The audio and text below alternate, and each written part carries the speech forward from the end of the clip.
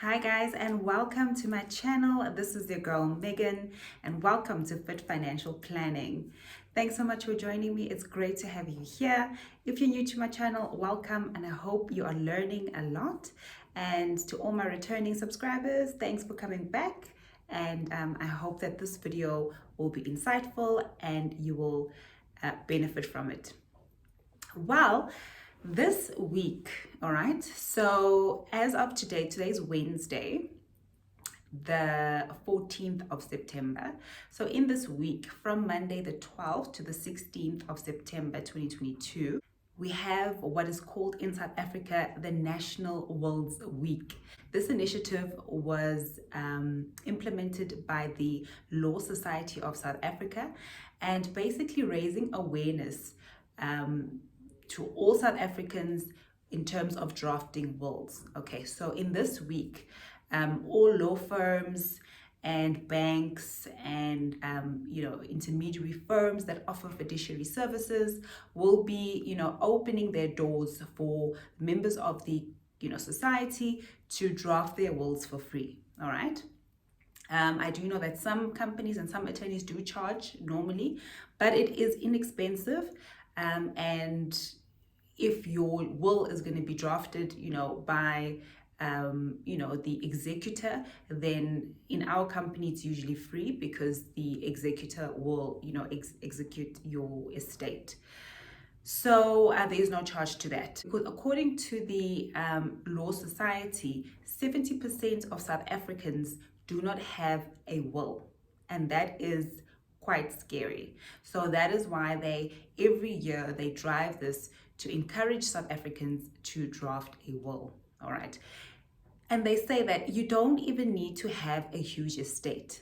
As long as you have something valuable to you that you would like to leave to someone special, then you need to have a will. All right, because your will is basically your final instructions, your final bequests to those people that are still alive, and then basically you telling them in the will how you would like your estate dissolved, how you would like to be buried, and if there's any special bequests that you want to put in your will.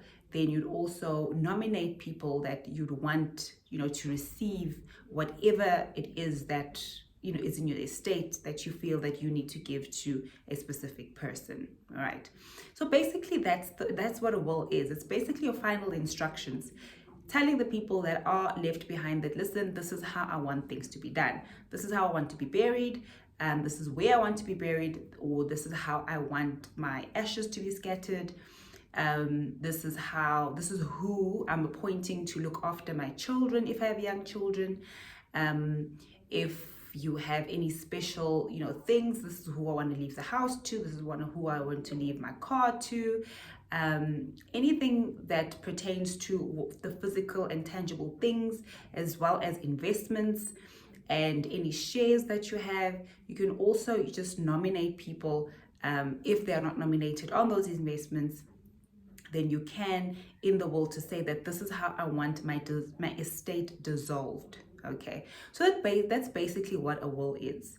The problem comes when a person dies without a will. All right, if you don't have a will, then what happens is that your estate becomes dissolved under the Interstate Succession Law, or the Interstate Succession Act of 1987, meaning that there is a hierarchy of the way it's dissolved. So if there's a spouse, a certain percentage goes to the spouse first. If there are children in the union or in the marriage, then the estate is dissolved at a certain percentage to the children. And then if the deceased is survived by either parents or extra siblings, if they didn't have a spouse, then it's dissolved accordingly. So it's basically everyone and anyone who's connected to the deceased gets a share of the estate of the deceased. That is according to the Interstate Succession Act of 1987. However, if a person does have a will, then in your will you state that, listen, I don't want anything to go to my spouse. All right. And nothing will go to your spouse, because that is your final will and testament. Those are your instructions. So whatever the reason being, if you have, for whatever reason, written off your children and you don't want them to inherit anything from your estate, that can be in the will to say that I do not want XYZ person or child to inherit anything from my estate, and the entire residue of my estate should go to my spouse and only my spouse. Then you can state that on your in your will. However, if you die without a will, even if you had children that you'd written off and that you didn't want them to inherit anything from your estate, according to interstate succession, they will inherit something because you didn't have a will, you didn't specify. But because of virtue of them being your children, they will inherit something under the Interstate Succession Act. So it is advisable to have a will, and I would encourage each and every one of you to go ahead and just write and get a will drafted. If you want a professional will, then you can get a professional will drafted with either an attorney's office, your bank, or intermediary services like our company, where you have a fiduciary service that deals with the drafting of wills and winding up of estates. Also, I want to mention that anybody can be the executor of your estate. So in your will, you can specify that I want my brother or my sister to become the executor of the estate. Okay, you can specify who you want. Then if you have children, you can specify that I would like a guardian X to become to look after my children when I'm no longer around. But obviously, if you have children, it needs to be discussed with your spouse, because naturally the spouse or the father, if involved in the child's life, will then become the guardian of the child if once the other parent has been deceased. So it's also nice if you have a complex estate. If you have a lot within your estate, then it's best to see somebody who will give you advice on how to structure your will. Also, if you want to leave anything to charity organizations and you don't want any of your family members to inherit anything in your estate because you had no relationship whatsoever with them, and you want all your millions to go to the Reach for a Dream Foundation or any other non-profit organization, then you can state that on your will, and you state that I want so and so to be the executor, and in your entire estate, the residue of your entire estate will then go to a charitable organization that you have stated in your will. All right, so basically your will is giving instructions on how your estate needs to be wound up. All right, so without that, then your family will definitely inherit, even if you didn't want them to, but they will. Okay, so yeah, I'd like to encourage everybody to go get your wills drafted.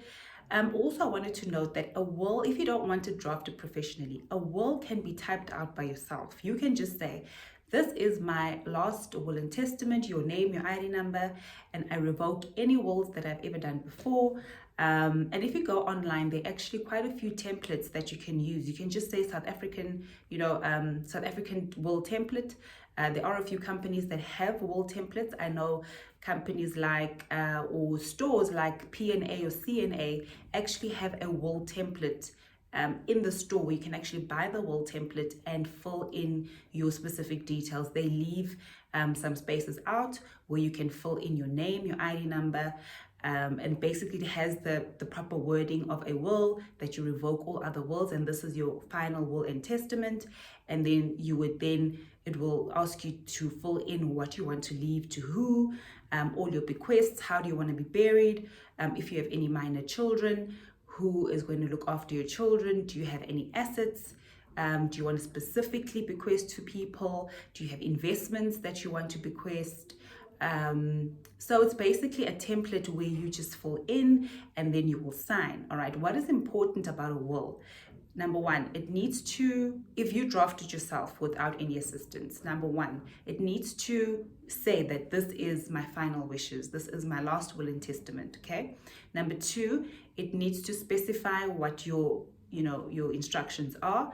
Number 3, it needs to be signed by yourself as the testatrix if you are female, or as the testator if you are male, okay? You need to sign every page of that will, and every page of that will has to be witnessed by at least one other witness, but preferably 2 witnesses. Okay, so if you can find someone, even if it's a waitress at a coffee shop, if they can sign it with you, then they are a witness. And then obviously there needs to be a page where you put the details of the witness to say, okay, this is the name and this is where the witness signed. All right, and then wills need to be signed physically. Electronically signed wills will not be acceptable. It has to be wet ink. You have to sign it with at least 2 witnesses, and it needs to be dated so that we know when this will was signed. So that should a family member, all right, bring another will that they found or somewhere, or made up fraudulent will that they say you signed, we can always, it can always be contested. There are specialists that look at signatures and they can see whether a document is original or not, okay? So just always keep this in mind. You can draft your own will. It has to be dated. It has to be signed by at least 2 witnesses. Remember, the witnesses that sign the will should not be people that are benefiting from the will, okay? So they shouldn't be beneficiaries or people mentioned within the will. It should just be people that it could be a friend, it could be, as I said, it could be a waitress at the coffee shop. As long as it's someone that is not directly going to benefit from this will, then they can witness, all right? At least 2 witnesses signing every single page, as well as your signature on every single page, all right? And you can have multiple copies of your will. It's advisable to have multiple original copies. So you would sign a couple of copies and give them to your family members so that they have a copy of your will that is, placed in a safe place, so that should anything happen to you, the family knows what to do. There's nothing more frustrating than people not knowing what to do with your assets because you have just left them, without any instructions. Then obviously, as I said, the interstate succession then kicks in, and then it's the master who decides then how much of a share so-and-so gets. And this opens now also opportunities for, illegitimate children or family members who swear that they were financially dependent on you, coming in to also, claim. They can go to the master and they can contest and say that, listen, we were financially dependent on this person and we deserve to get something out of the estate. All right. So it is National Wills Week in South Africa from the 12th of September to the 16th of September, Monday to Friday. You are welcome to go to the Law Society website and then, follow the links, and they will show you the different offices that they have. You can go to your nearest bank and ask them to draft a will for you. They'll do it for free this week. You can go to an advisory firm and ask them to assist you with drafting a will. Alternatively, go to P&A, go to CNA, go and get yourself a will template and fill it in and have multiple copies, give them to your family members. Type out the will yourself, get the wording online, and as long as it's clear that this is your last will and testament, it will be valid. It can even be handwritten, guys. It's like it can be handwritten to say that this is my final will and testament. You write down what you want to write down, and then you sign each and every page, have witnesses, and date it. Those are the most important things, all right? And yeah, that's basically it. I just wanted to let you guys know. Please do that. If you're watching this video after the week of the 16th, of the 12th to the 16th, it's still okay. As long as you see this video, do it. Draft your will today, okay? Like, you don't have to have a lot of things. If you just have a bank account with money in there and you have nothing else to your name, it's fine. All you can just say is, this is how I want to be buried, and I want either my mother or my father to be the executor of my estate. Okay, and just with that, they can take it to the master's office and they can appoint the person that you want on there as the executor of the estate.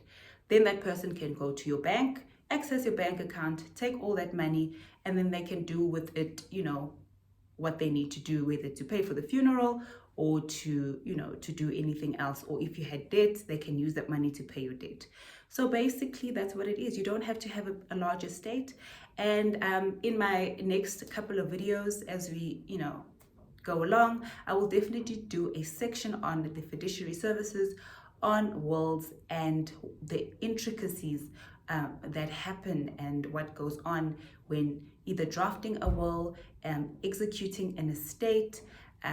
That's when we'll discuss your executor's fees, your master's fees, an estate of 3.5 million and below, there's no executor's fees, but 3.5 million and above, then you have, 3.5 million below, there's no estate duty. Remember, there's also tax that is levied on your estate. But if your estate is 3.5 million and above, then there's estate duty. So there are all these fees that we're going to discuss, and it's going to be a great segment that we're going to do later on this year, and I hope you will join me for it. Today, I just wanted to interrupt our long-term insurance series just with this message, only because it is National Wills Week in South Africa. Thank you so much for joining. And until I see you again, take care and God bless. Goodbye.